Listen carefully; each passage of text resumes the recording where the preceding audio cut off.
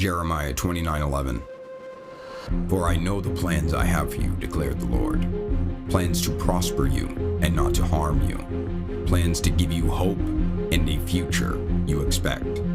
Job 8:7. Your beginnings will seem humble, so prosperous will your future be. John 1:12. Yet to all those who did receive him, to those who believed in his name, he gave the right to become children of God. Ezekiel 11:19. I will give them an undivided heart and put a new spirit in them. I will remove from them their heart of stone and give them a heart of flesh. Alrighty, top of the day to everybody. So we heard that scripture. We're going to go into some of that. And then I wanted to segue back to what was in episode 1, because I'm sure there are some people that listen to these episodes and they just jump in on one of them. And, it's deep stuff, guys. So if anybody's just jumping in, we talked about Corinthians the other day, and it said some parts of it are, very importantly, love never fails. But where there are prophecies, they will cease. Where there are tongues, they will be stilled. Where there is knowledge, it will pass away. And this next part is really important. For we know now in part, and we prophesy in part. But when completeness comes, what is in part disappears. When I was a child, I talked like a child, thought like a child, right? So on and so forth. When I became a man, I put the childhood behind me. And this next part's really important. For now we see only a reflection as in a mirror. Then we shall see face to face. For now we see only a reflection as in a mirror. Then we shall see face to face. Now I know in part, then I shall know fully. Now I know in part, then I shall know fully. So much power in these words. And the last time I discussed this,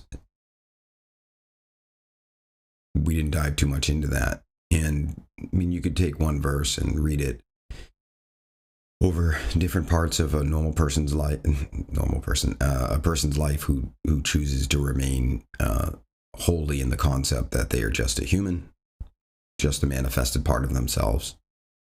And even throughout their life, they could find different meaning in these words. For one who's in the transformative process of transcending their prior understanding of themselves, they could find that they could read these words at different times within days or weeks or months of each other after having significant revelations and find massive transformation. And while I find great joy in bringing into this plane the interpretations that I have been given presently, the goal here is to allow that energetic position and perspective to resonate out and potentially neutralize some of the more limited perspectives out there and allow opportunity for the perspectives that I am sharing to gain even more depth and breadth and character than I have given them by none other than you. As I've said before, everything that has been presented to you up until now, and this can be a statement that could be said at any moment, everything that has been presented to you up until now is by design incomplete.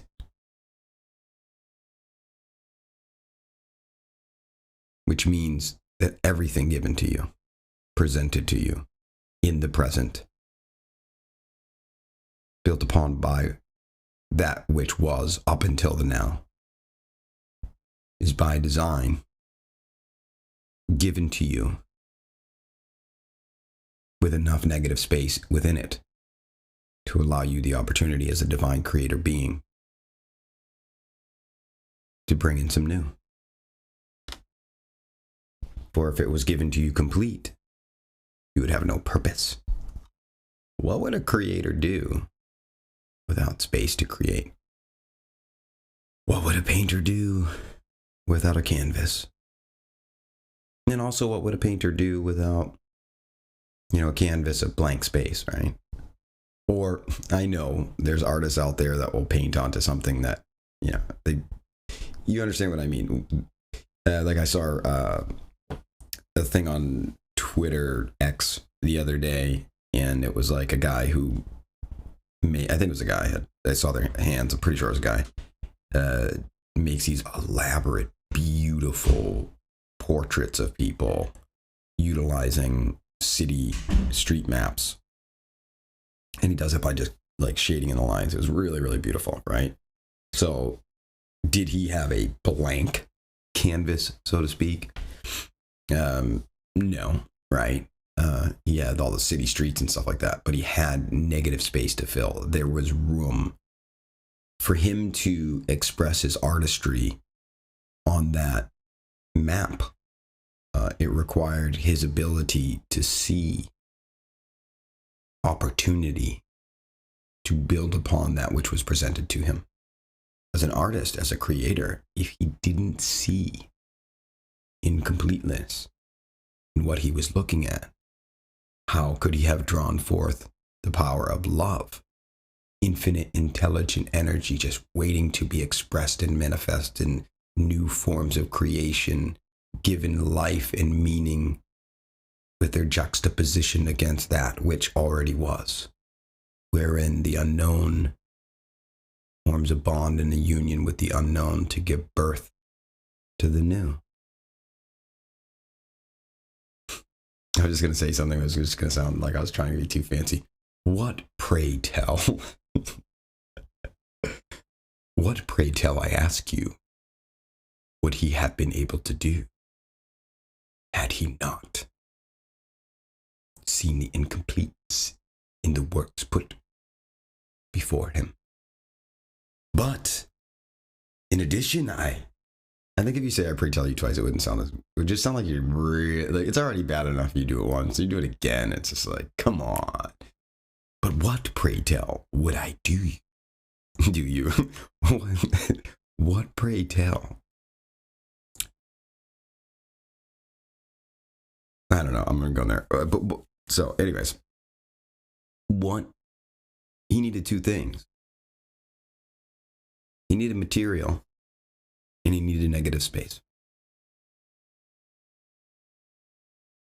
And to really embody a creator being with clarity of intention,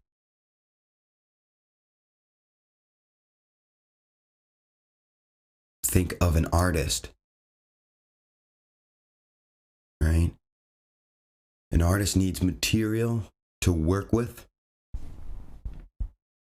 and newness of mind. Think for a moment about some examples of artists. You could think of some really radical ones. Like there's the artist who paints like things on city streets and stuff like that, and it looks like there's a hole in the ground. There are people who do graffiti. There are people who use clay. There's the gentleman I mentioned who does the thing where they use maps and make portraits of people's faces on it. Think of Bob Ross, right? So Bob Ross, pretty little trees. I'm gonna make a pretty little tree. Creepy tree. Creepy tree. Where's his material? His material is what he's seen in the world. He's seen trees. He's seen birds. He's seen skies. That's his material. But he also saw something else. Negative space. Something that he could add to that which already was to transform it into something that is now more than it was.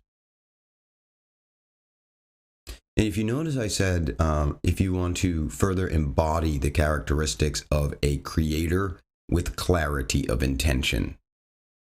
I didn't say if you want to embody the characteristics of a creator,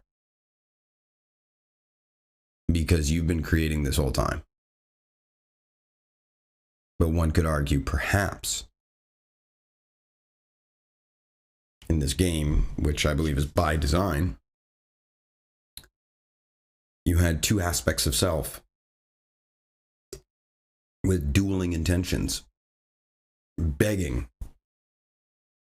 for you to one day, as we talked about in a prior episode on the Be in Love series, what God has joined together, let no man separate. Begging for you to bring them together in union. When you make the two into one, you say to the mountain, move, and the mountain will move. Right? And what does it take to move a mountain? Well, power, force, the ability to change that which is in front of you. And it also requires a mountain. And very importantly, it requires desire to move the mountain. See what's happening here? So just to move the mountain, you have these marriages, right? So if someone says, I have the power as a creator to move mountains, what do we need? We need the unknown power to change the current situation, right? That's the masculine, the energy, the possibility for new change. But you need the feminine. You need frickin' mountain, man. What, pray tell I? What? How are you going to move a mountain without a mountain? Right? So you need those two. So there again, boom, union. Two things that seem separate brought together to create transformation, a moved mountain. But what else do you need to move the mountain? You need power. You need the energy to move the mountain. But you're not going to move a mountain without its inversion. Again, the feminine, the desire to move the mountain. You know, in the Gospel of Thomas, Jesus said, when you make the male, so the male is no longer male and the female is no longer female. Make the two into one. He says a bunch of other things on it. I'm not going to get into that, but then you reach the kingdom. No matter where you go, there will always be these trinities everywhere. Once you identify one thing, you can know that it has an inversion, and you can know there's a conduit that bring the two together. All right? So when you hear me reading all the scripture, right? When I look at scripture with revelation, I see new things. At least for me. If I ain't seen it, it's new to me. Because like that artist who draws on the maps, I know that everything I'm looking at is literally incomplete. It is the materialized, manifested, presented aspect of this reality, one part of a trinity. Why Paul said, paraphrase, they worship the creature and not the creator. So many people forget that there's a whole two other parts of you. Right? Jesus said in the Gospel of Thomas, he said, where there are three gods, there is divinity. Where there is two or one, I am with that one. Right? It's all about union. Now, on the other hand, so some people try to be artists, but they don't know they can tap into that newness. And all they can do is copy other things. They don't tap into that creative source to add to what it is. This is on the material plane. Technically at your deepest core, you're creating your reality just by being who you are. But let's zoom in a little bit on like an artist person, right? On that, let's go on that plane, that dimension of understanding. They don't just, so you'd say, oh, that person needs the ability to tap into the unknown, the 0 point, the attributeless intelligent energy. It's kind of like the everything. And it's really amazing too, because you have the 0 point, which is the everything, right? Think about it like Jesus said, the kingdom of heaven is as small as a mustard seed. It is the smallest of all seeds. Right? Now you're talking to farmers and stuff like that, you know. That's if you're going to talk about something that's a 0 point that contains it's a substance that makes everything. But it is the smallest of all seeds. So it's so small. It's imperceivable. It's undefined. The source, the everything source that pours out into this realm of form continuously to create an infinite spiral of creation, is the smallest of all seeds. And then he says, but when it falls on tilled soils, it shall grow into a tree that shelters even the birds in heaven. And so what you're doing is you're pulling from the 0 point, and it grows outwards. As I've said before, the kingdom of heaven, right? Heaven, Greek word, Uranus, means expansion, right? And so what's really fascinating here is, while some people have incarnated into personality matrices that are very disconnected from the newness, and they'll appear to be, their characters in this plane will appear to be less creative, right? They're more like follow the rules. In the Myers-Briggs, those would be what they call S types. They're the sensors. And then the opposite of them would be, in the Myers-Briggs, would be the intuitives, the N types. You know, like, so my character, for at least the last time I tested it, now, characters can always change. But you'll usually find they tend to remain within a particular pattern of something that's most ideal for them. And like, so on the Myers-Briggs, my type was considered to be an ENTP, which is extroverted, intuitive, thinking, perceiving. And the N on my type was 99. It's literally maxed out. And then on the, so either an N or an S, right? And so the N types, they draw from intuition, pretty much. Like, so when you're maxed out on that, you find it a lot easier to draw from intuition. You don't like doing things the way they're done, the way that someone tells you to do it. There's always a bet, like you're always listening to an inner invisible voice. And then the opposite of that, and so the number would go down as you get closer to the S. And then so you could be like, if you're like an N1, you're almost a sensor, the S types. You're right on the cusp, and then it goes all the way down, so you could be a 99S, right? So anyways, now one of the things that I've been realizing is that I don't need to swing between both of those. So what I'm going to do is max out both of them. Why not, right? Catch-22 is stuck in between two places. So I'm stuck in between two places. Let me make a third, door number 3, right? But for now, that was the character that I had that I've been working on. So while it can be disadvantageous for someone who wishes to create to not have the capability to draw from intuition, inspiration when they go to create, the inverse can be true as well. And this is something that I've been growing my understanding in about door number 3, having your cake and eating it too.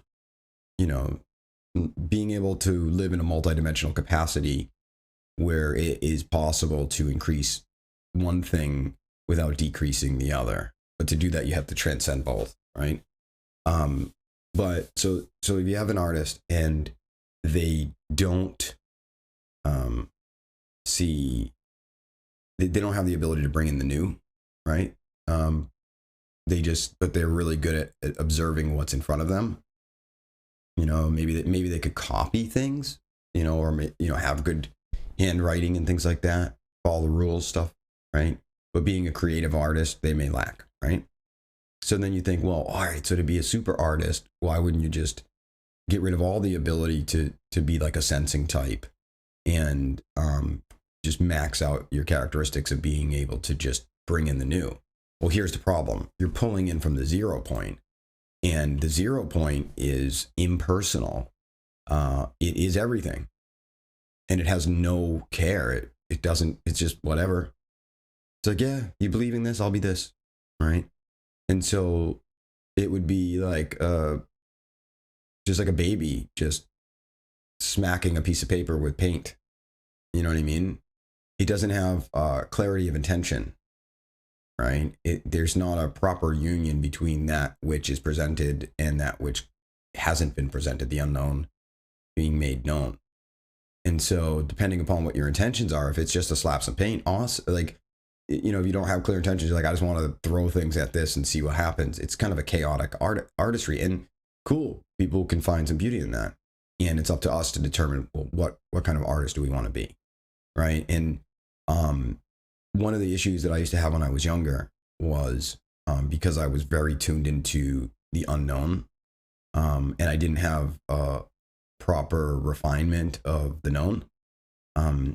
I used to actually just blurt out things all the time without thinking. And in a way, I still do that, but I have a clear intention and conduit and understanding of the outer world so that I can bring the new into harmony with the old, right? If I didn't have the ability to do that, especially with these really, really deep things that I'm tasked myself with bringing here, if I didn't have the ability to observe the outer world and what other people's perspectives and understandings are, I wouldn't be able to bring in the new effectively.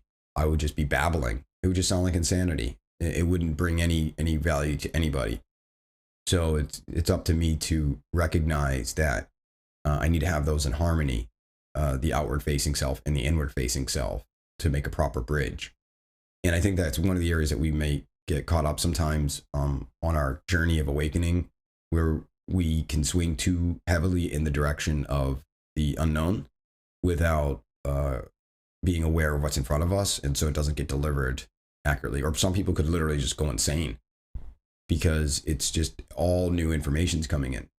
And that's what people could actually call like a demon possession. Now, someone could technically have the ability to really embody the characteristics of a demon possession, because being creator beings, if they believed enough that there was a persona of certain type of negative intentions that could inhabit their personality matrix, then it could happen because you'd be creating it, but you'd still just ultimately be pulling from the 0 point the data to support that belief, and then you'd have it inside of you. And people actually do this all the time without even demons. They do it with their own personalities.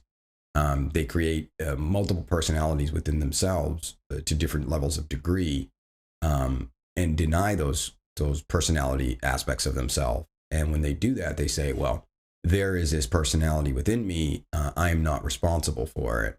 And so they actually create their own demons in a way. It's kind of crazy. So going back to what I said prior, I think it's very important, well, it depends on what your goal is, right? No matter what you're going to be creating. But if the goal is like, hey, look, I entertain the idea that ultimately at my core, I'm an infinite awareness spirit and everything's okay. But right now, I find myself incarnated in a body in a world. And why not bring the two together in harmony? And while I'm here, create some beautiful stuff. Why not? Right? I'm going to be here. Why not do some pretty cool things? Right? And so that's going to really mean that it's important to to know thyself, but also to know thy God. And the funny thing about it is, I think it's so important for me that I don't see God as a persona. especially not to fully embrace the idea of anyone else's God, right? There's a passage in Exodus which is really fascinating.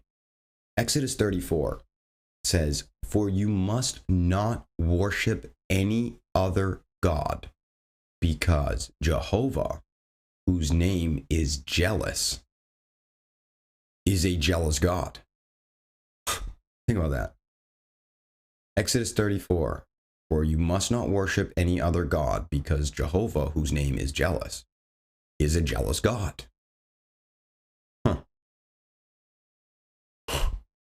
Right? We talked about in prior episodes in this Be in Love series, denominate means to name something. When you have a common denominator, right? So you divide up something. So if you're taking that 0 point energy of infinite possibility and you want to give it life, right? So that, because you can't have love without relationship, right? So to have relationship, you need individuals in some degree of union. Whether or not it feels like separation, they need to be at least in some form of relationship. So to take the 0 point, give life to anything, you must denominate. And that's why the Bible, it says that Adam named everything, right? So you must denominate things. This is this, this is that. So when you name something, you're not just giving it a title.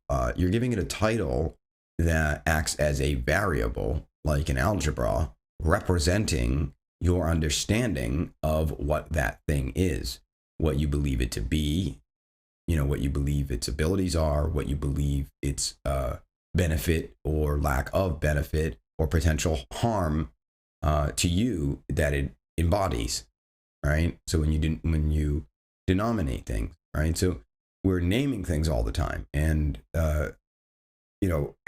God said the word, and the word was God, right? And I've said before that you are created beings. It just is what it is. Your I am is creating its world through you by creating you and inhabiting the world that juxtaposes against and supports its you, your, it, me's understanding of ourselves. Right?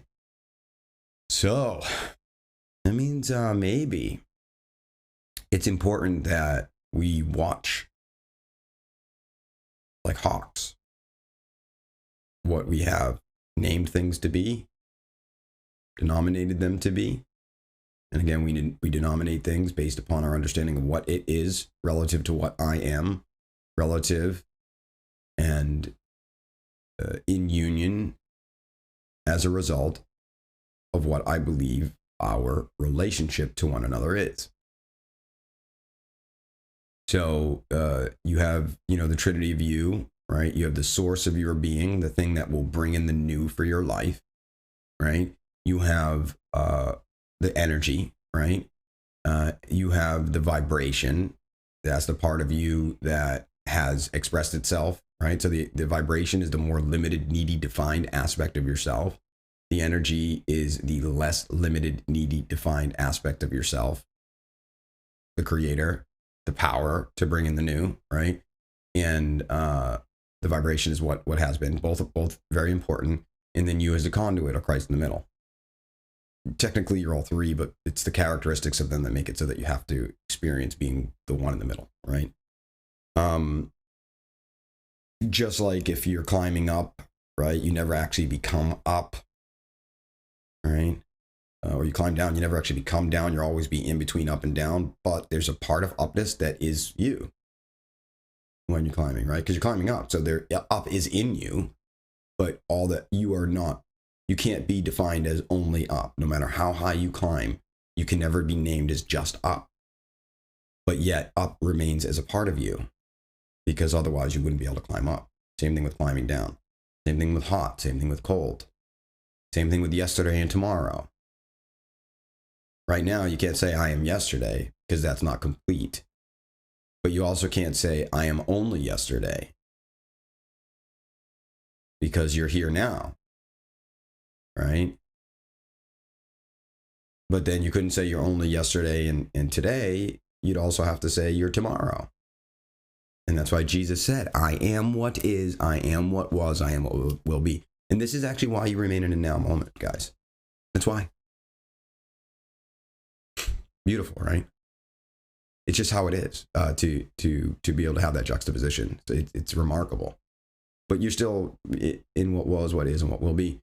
So, and so that's the sit. Now you could take that same context and juxtapose it, or overlay it over the idea of you being the body, the creation, the creator, the vibration, right?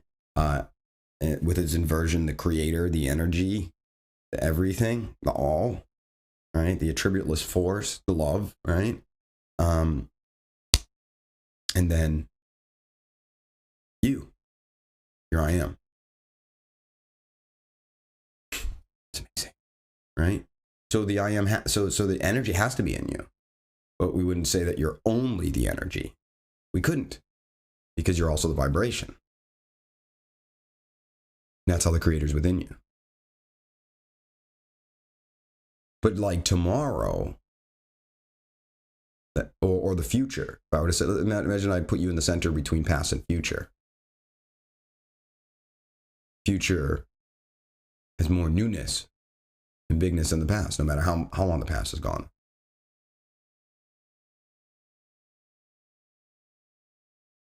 That's it. That's how that works. So, and you can do this with so many different layers. Like I said before, I see multidimensionally, so I just see it layer upon layer upon layer upon layer. It's like all the best way to describe it, although not nearly enough to describe it, is like a bunch of connect the dot balls. So there's a whole bunch of balls, and then there's lines connecting them, and they go up and down and left and right. They form their own matrices, and then there's other ones above that. So Exodus 34, for you must not worship any other God, because Jehovah, whose name is jealous, is a jealous God. So the ultimate thing is God is everything, right? But a lot of people have deities or personifications of God. And it's really kind of interesting if you hear that sentence, right? It says, for you must not worship any other God, because Jehovah, whose name is jealous, is a jealous God. It's really interesting, because it's actually not saying to worship Jehovah either. Isn't that interesting? For you must not worship any other God, because Jehovah, whose name is a jealous God. I'm sorry. For you must not worship any other God, because Jehovah, whose name is jealous, is a jealous God. Right? So perhaps what it's telling us is that there is something that's to be denominated, and there's a part of you that by its nature must be denominated to give relationship. But perhaps there's another part of you, the energy component of you, that isn't supposed to be, or I shouldn't say isn't supposed to be denominated, but what you are able to pull from the everything source will be dependent upon the denomination. Right? The Bible says, judge not, lest, and we could even take out the judge not, right? Basically, it says, ye be judged, and by an equal measure shall ye be judged. So, this is why I encourage anyone listening to this to really entertain the idea and look through it yourself, about the importance of recognizing that anything that's ever been presented to you by its very nature as being a manifestation is in part, period. And it will always be so. Anything I say, anything anybody else said. Right? And be aware that if you have a bunch of other creator beings in relationship, creating their realities based upon what they think they were, what they think they are, and what they think they can be, whether they realize it or not, they're all, in a sense, serving and being served by their quote-unquote God. Let's just call it the energy component, the source of what will bring in the new, right? So when people are like looking to God, a lot of times it's like, oh, God, do this or God, do that, right? So they're looking for this power to come in to their present future. Right? So the energy component. So I would be very aware of whether or not you find it in your best interest to name it, or at the very least, I've named it because I think it gives a channel. But at the very least, if you do name it, make sure that whatever you're naming it aligns with what your intentions are for clarity of intention in what you'd hope to manifest and create in your future experiences.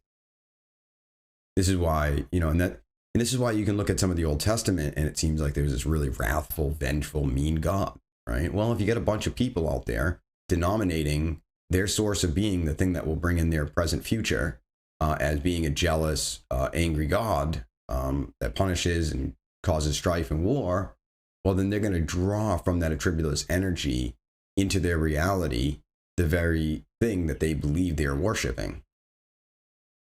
All right. So for me, I look at it as that's why I'm doing this Be in Love series. Is to me, it's a win-win because ultimately, the source of all creation, in my opinion, is ultimately a selfless, impersonal love that doesn't judge. It's like the Corinthians thing that I was reading before. It boasts not, it's kind, whatever. That's what I've chosen to see love as. And to me, that energy can transform anything. I don't care what anyone who's listening to this has ever done in your life. The quote-unquote God, he who must not be named, right? The God that I serve is love. And so it begins with me. So if I see another person, I don't care what you've done. I don't care if you've murdered. I will sit across from you, if you ever came across my path, and I would have nothing but forgiveness for you and nothing but the best wishes for your future. I would see absolutely no value in you being punished for what you had done if you were seeking redemption. Now, if you weren't seeking redemption, true redemption, then what would happen is you'll just keep calling the circumstances to yourself. Like the redemption comes by the desire for the truth. And, they say hurt people. That's just the truth of it. The people that are out there doing these heinous things, Jesus said, forgive them, Father, for they know not what they do. They're blind. How do I know this? They're blind to that part. They've been blinded. They blind themselves, whatever. Because I know that was with me. People say, oh, you knew better. No, I didn't. No, well, the part of me that committed the actions didn't know better. The part of me didn't know better. And so it took forgiveness of those parts of me to bring them home, to realize their union with me, that got them to quiet down and be at peace within me and no longer influence my behavior in a negative way. But I healed myself through that understanding. And I feel very strongly that's how we'll heal the world, right? But anyways, so that's something to think about on the God thing. What else do we have? So this is why it's really fascinating. So if you hear Jeremiah, or you read the book of Job or John, or you can read things from the Quran, or you can read things from the Upanishads, right? And you ever wonder how it is? It's like, I used to think God wasn't real because of how many people had crazy interpretations of God. That to me was proof that God wasn't real, because everybody believes their God, whatever, blah, blah, blah. But that's how the energy would work. And it gets a lot deeper than that too. Your unconscious and subconscious plays a lot of roles. Someone could say they believe in something. Like there was a shaman who wanted to prove to people that he wouldn't be eaten by alligators or crocodiles, one of those two, if he swam in the water, to go recover the corpse of someone else who had been eaten by the same crocodiles, and jumped in the water, and then he got eaten. So people could say, oh, there's proof, all things aren't possible to them that believeth, or it's a perfect, mathematically precise, inverted projected reflection of his conception, and that perhaps he had more unconscious, subconscious fears than he was aware of when he jumped in the water. And perhaps that's why in the parable or story of Jesus in the desert, where the devil tempted him, the devil said, why don't you jump off this temple? You're the son of God. Why don't you jump off this temple? And the angels will come rescue you. And he said, don't test thy Lord God. It's a weird thing. I can feel it myself. Like it's kind of like understanding where you're at presently with your belief paradigms and not testing them. Why? That sounds weird, right? Why would you not test something? Because if you are manifesting your reality by what you believe, if you reach out with your hand full, you'll get more than you have. If you reach out with your hand empty, you have what little you have taken from you. Jesus also said some other things that when you know what's in front of your face, it's your own self will be known. If you do not come to know yourself, you will live in poverty and you will be the poverty. So the world will reflect back to you, even the beliefs that you don't. Oh, and then he also said, all that is hidden becomes manifest. All that is hidden becomes manifest. Nothing that is buried will remain buried, right? So the thing about testing, it's kind of a watch pot never boils thing. If you were going to test out something to prove it, this is where it's kind of risky because you don't have, like, you're testing it from a lack of faith, right? When I go out and I walk outside, I walk out of my house in the morning and I have faith that the ground that I'm about to walk on to go out in the front of my building is like, I have absolute faith that it's secure. So if you watch me walk out of my house, my feet 1 foot in front of the other, I just walk, right? You don't see me like testing the ground to make sure it's safe to walk on before I walk. So I have absolute faith. Well, I would say I have a lot of faith. See, there's so many intricacies in this. Because you could say, well, someone went and then, they had faith and this crazy thing fell out of the sky and hit them. They had faith that they could walk to their car. Yes, true. But there's subconscious programs that people have that run under the surface. And one of those programs is the belief in coincidence, the belief in random acts, the belief in bad luck, the belief in craziness just happening. And so it's almost like playing a game of Dungeons and Dragons every day, where they have enough faith that they'll just walk to their cars if everything's normal, but they're rolling a dice, and those dice all have odds on them.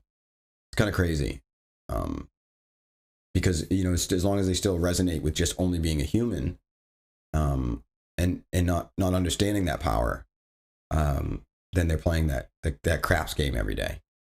And so it's like, all right, so there's a 1 in a million chance, boop, it runs a number, and then something falls out of the sky and hits them in the head, right?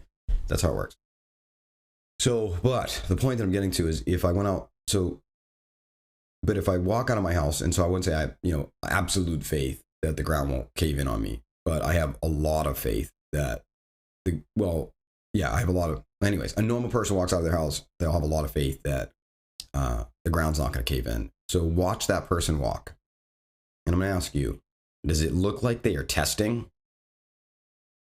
No, they're not. They're walking, right? Now, I want you to imagine someone's walking on ice to go get something on the middle of a frozen lake for some whatever crazy reason, and there's a sign that says thin ice. Now, imagine how that person's walking. Can you see it? Can you see them testing, putting their foot in front of them, like tap, tap, tap, tap, tap? All right, is this good? Pushing on it a little bit, right? But the issue is when you're in this mirror verse, as the Corinthians even alluded to. For now, we see only in part in the mirror, right? In this mirror verse, you want to develop a level of hypervigilance to what your beliefs are, what your values are, and you can call upon love to help you do that. By the way, it's an intelligent energy. So say, give me the understanding. That's what I do. I basically am breathing love as much as I can every day. Saying I know it's the answer. It will answer anything I need. There's something here that I have some negative space in. Give me the answer. That's what I say. Give me the answer. Show me this. Show me that. Show me this. Show me that. That's how I live, right? So, and clear the unconscious, or sometimes it will actually deliberately call in front of me what appears to be a discordant situation, because it's trying to say, hey, guess what? This just appeared. Guess what? I'm like, what? It's like, it wouldn't have appeared if you didn't already hold something like that within you. So what you're seeing is a manifestation of a belief that you have. What are you going to do about it? Well, I don't know what I'm going to do about it. What are you going to, like, what I want? I want to live the best life. I have my intentions, right? I say, these are my intentions. What can we do with this situation to clear it in such a way that we're more in line with our intentions. And then it just does it. It's magic, right?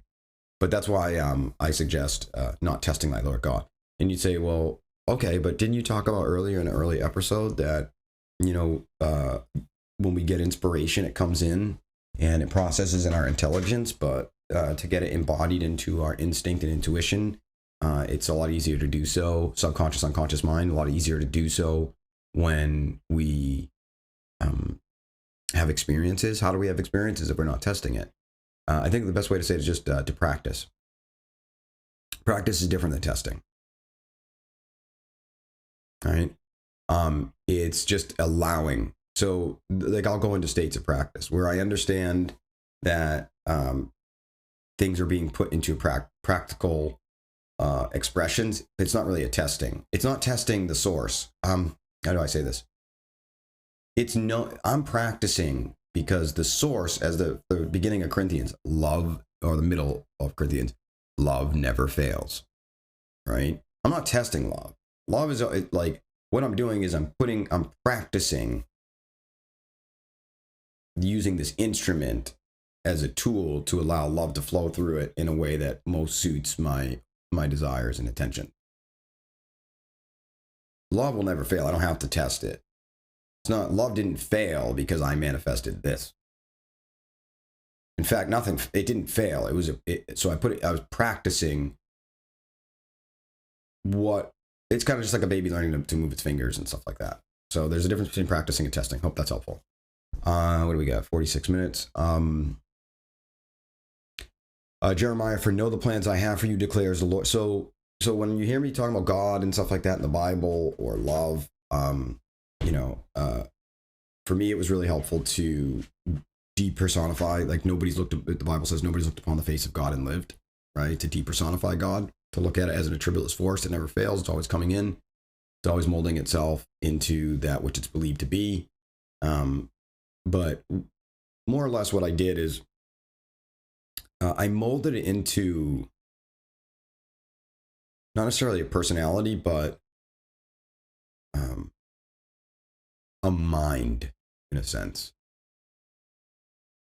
Just like your subconscious is kind of like a artificial intelligence program, this one's like a super artificial intelligence program.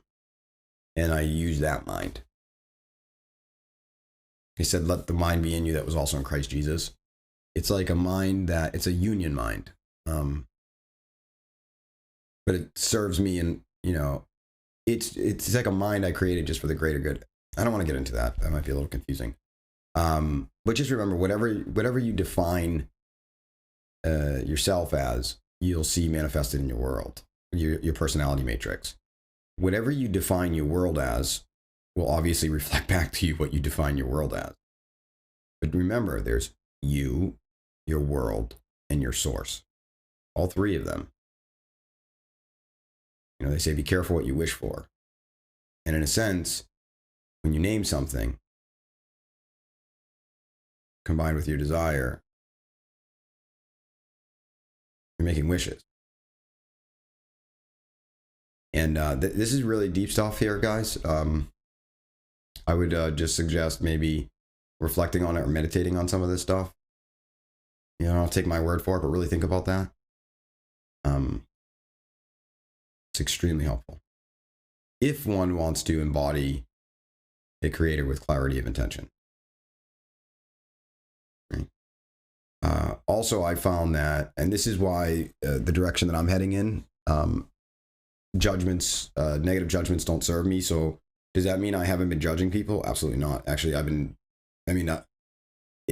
whenever I go to clear new things for like a next level, oh my goodness, it takes the filter off and says, okay, here you go. This is how much that you've been judging this, you've been judging that, you've been judging this, you've been judging this. And I'm not like, oh my God, I'm a bad person. No, I'm just like, whoa, oh my goodness. In fact, I've actually removed the negativity off of the judgments. Like, I'm not bad because I allow myself to see judgments, And I look at it, I say, wow, does this judgment serve me to who I want to be now? No, it doesn't. Okay, easy. Because my subconscious wants to do. My subconscious is programmed to do what it was programmed to do. It's kind of like a parrot in that sense. It's never working against me. Now, again, if you want to label your subconscious as some kind of ego or enemy, gremlin or devil, yeah, it's going to be that because you denominated it. And now you just said literally there's something inside of you that works against you. And you know the craziest part about it is even that means it's working for you. It's serving you. It's being what you called it. It's crazy. Yeah. Even the word gremlin came because back during World War II, the planes were crashing and stuff, and for morale, they didn't want the people to worry that it was engine failures or pilot issues. So they told them it was gremlins, and they thought it would boost morale. But if you think about it, keep doing that in your life, you're not going to be able to fix it, right? If you're aware of what's going on, you can be like, oh, I'm responsible for this. The planes keep crashing. Let's figure out what's going on with these engines so we can fix them. Let's figure out what's going on with the training of these pilots so we can fix that. If we keep blaming gremlins and keep doing the same thing over and over, expecting different results, right?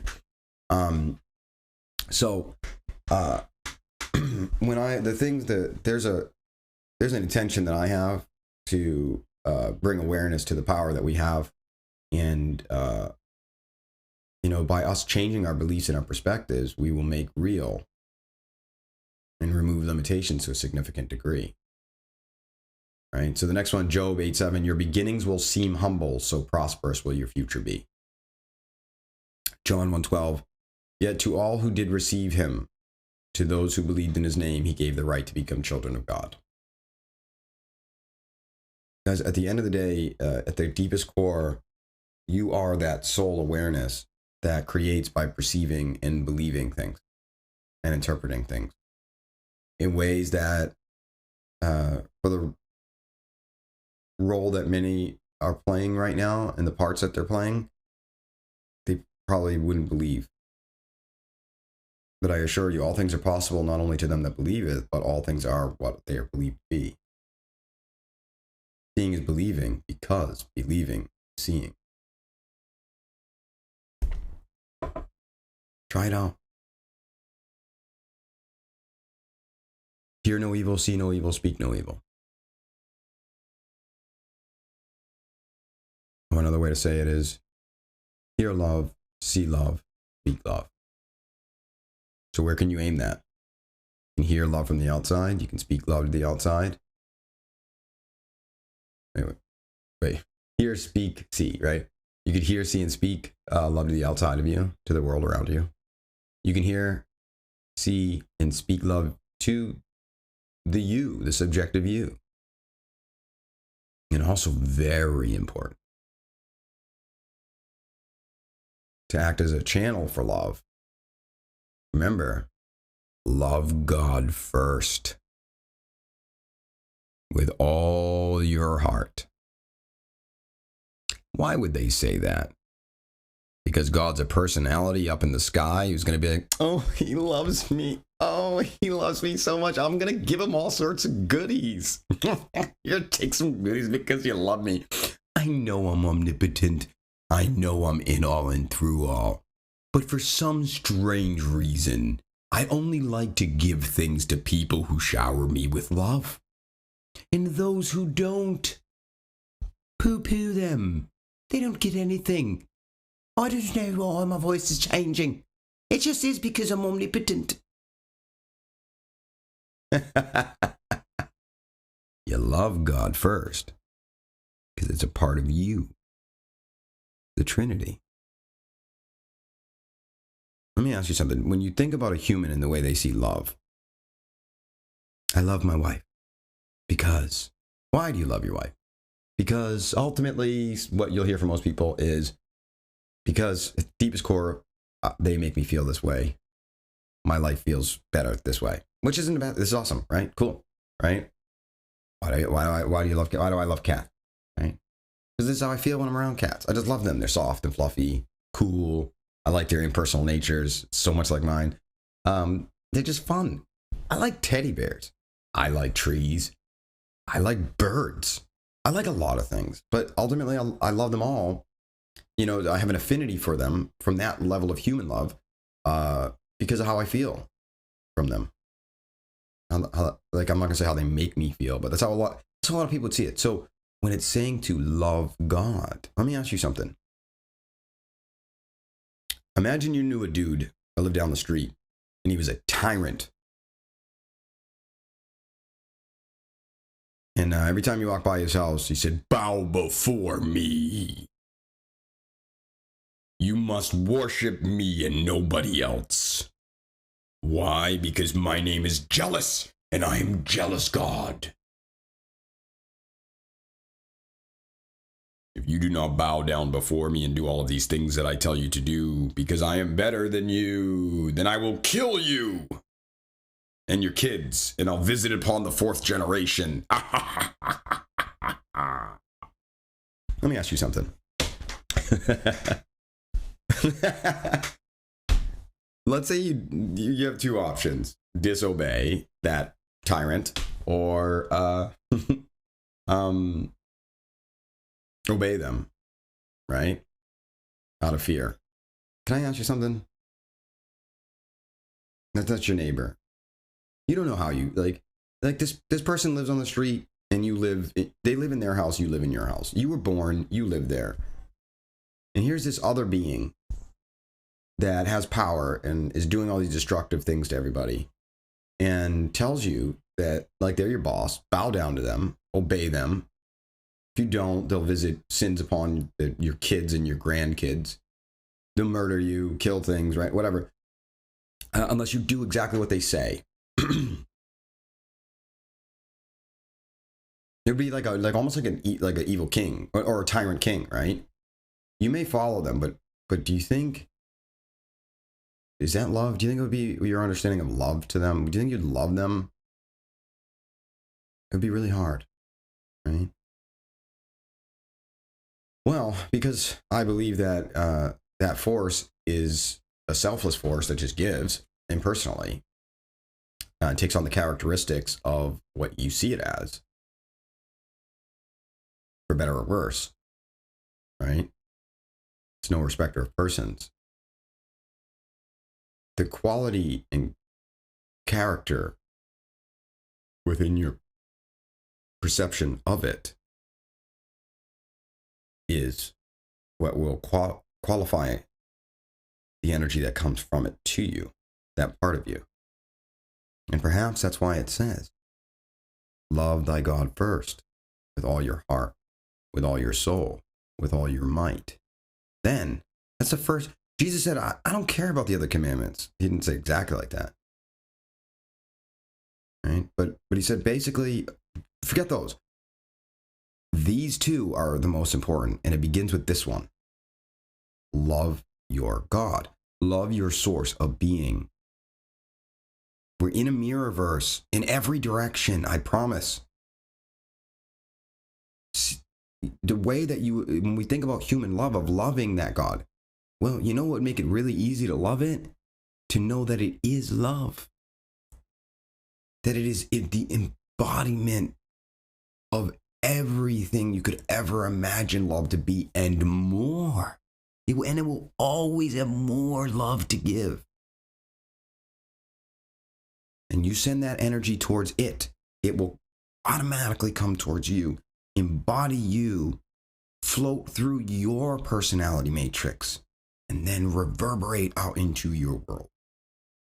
It sounds like it could be crazy, but I assure you that it's true. And I'm growing every day in it. This is how we will change the world. With the truth. This is what I believe in my heart Jesus knew. I'm not going to take the kid gloves off yet. There are some things about the story that I think may have been added, that could have been added to invoke fear and confusion and separation. Is it time for me to dive into that yet? No, but I will ask a question. In the book of Revelations, all right, let's do it. They say God's day is 1,000 years. Jesus said in the Gospel of John, he said, John, quick, we must do our works, indicating healing, for it is day, and we can only do our works in day. We cannot do them during the night. Right? In Genesis, it said God created the day, and then there was, and I see all this as a lot of his clues and parables and stuff like that. Again, incomplete for my interpretation. He said there was made the first day, and on the first day there was morning and evening, right? And then so it's indicating that there's a day and a night, and night that is not necessarily evening, right? And then during Revelations, it says when Christ reigns, and to me that means the energy of Christ, the remembrance, the understanding, blessing humanity, all of humanity, right? Reigns for 1,000 years, and the devil, the lie energy of thinking that there's a personified mean god or whatever, gets put into flames in a prison of sorts for 1,000 years. Isn't that interesting? And I'll just throw a question out there. Remember, everything's incomplete, right? Wouldn't it be fascinating if from 0 to 1000 AD was a golden age? What if it wasn't actually the Dark Ages? And it was a day cycle. And when Yeshua came here, maybe things didn't end in quite the way we were told. What if what he really brought was the truth? And what if it had a much more beautiful story of where that went, that didn't require ritualistic sacrifice of one being to atone for the sins of others? Because at the time when he came, that was the practice of that religion, was to burn animals as burnt offerings to their god, who, if this theory would be correct, would mean that from 1000 BC to 0 AD was a night cycle. What if Jesus came in to bring a dawn of a new age, of the truth? And then there was a period of 1,000 years from 0 to 1000 AD. Maybe that's why we see this weird architecture that it defies our understanding. If there were supposed to be a Dark Ages, how come there are these old, beautiful things? What happened here? And what if there's cycles on this plane where we go from truth to lie, truth to lie, truth to lie, truth to lie? And when the lie and the veil gets cast over humanity, they forget. And what was good becomes bad, and what's bad becomes good. But then at the end of that 1,000 years, humanity, right? Wouldn't that be cool? And what about some of the things when you used to hear religion or hear about Jesus? I want you to think, when you'd hear the story of Jesus, really think, and reflect on this for as long as you want afterwards, right? Think about the parts of the story that really bothered you. The questions that you had as a kid that the world shunned away and gave these little reasons for that you eventually accepted. What parts of the story didn't make sense to you? Bothered you? And maybe even kept you from fully embracing the idea of what he taught because of those parts of the story. And you got to imagine, if there's these cycles from day to night, during the night, the lie becomes prevalent, and the past will get buried. So if there was a golden age from 0 to 1000 AD, and then from 1000 AD to 2000, it's interesting too, because in the middle of that, right, there's the medieval period.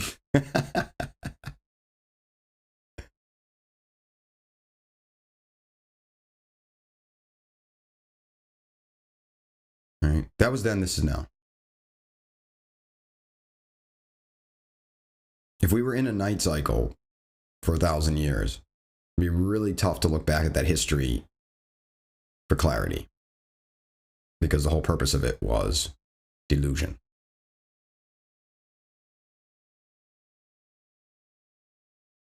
Right. So who knows? What if we're entering a new age, and this time we see the truth that God is within us as love, There's three parts of us. And that source part of us, maybe we've had a veil over our eyes and we've been using it wrong. We've been sending hate, separation, and confusion in all directions towards the world, towards ourselves, and towards our source of being. What happens when you change all that? But what if it begins with first changing your perspective of that part of your Trinity, the part of your Trinity that gives you your power and intelligence and brings in your new for your life, for your future, for our future. What if it begins with loving that with all your heart? And what if to love it with all your heart, you have to see it for what it is, love. So unconditional that if you choose not to love it, if you choose to see it in a light that is bent, it will conform to it because of how selfless it is. Be the change that you want to see in the world. If some of this makes sense to you, awesome. If none of it makes sense, equally awesome. If none of it makes sense or some of it makes sense and you want it to make more sense, try it out. I assure you. Talk to that part of yourself and say, if that's what you want to see, because there's a part in your heart that feels that it's true, ask it. It will show you. And if a part of you has kind of felt this in your heart, and I'm just hearing these words is like you can feel something activating, then you called this to you. It's already working. Love, there's three parts of you, an energy, a frequency, and a vibration, and your energy will create your future. And it begins with how you see it. For I know the plans I have for you, declared the Lord. Plans to prosper you and not to harm you. Plans to give you hope and a future you expect. Your beginnings will seem humble, so prosperous will your future be. Yet to all who did receive him, to those who believed, he gave the right to become children of God. I will give them an undivided heart and put a new spirit in them. I will remove from them their heart of stone and give them a heart of flesh. Bless you all. See you soon.